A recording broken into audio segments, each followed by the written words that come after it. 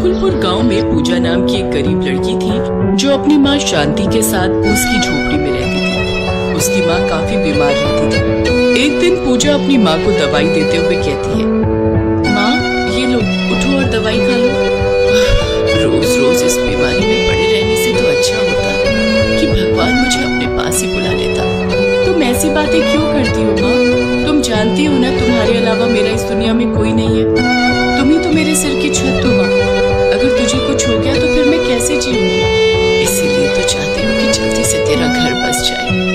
अपनी माँ की सुनी आंखों में खुद की शादी का ख्याल देखकर पूजा बात को बदलते हुए कहती है, आप भी ना माँ, जब देखो मुझे अपनी बातों में उलझाए रखती है। अब मैं जल्दी से खेतों में से मूली तोड़कर बाजार में बेच आती हूँ, नहीं तो कोई और उसे ना ले जाए। मूली तोड़ने के बाद पूजा उसे बाजार में ले जाकर बेचने बैठ जाती है।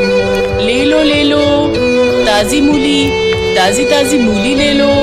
लेकिन उसकी आवाज सुनकर भी कोई उस गरीब से मूली नहीं खरीदता। तभी कुछ देर बाद एक नौजवान ग्राहक उसके पास आता है और उससे कहता है, कैसे दी ये मूली? जी 20 रुपए किलो है बाबूजी, खरीद लीजिएगा तो एक गरीब के घर का चूल्हा जल जाएगा। उसकी बातों में छुपी गरीबी को देखकर नीरज का मन भी पिघल जाता है और वो कहता है, ऐसा कीजिए, ये सारी मूली तोल दीजिए और ये 200 रुपया रखिए।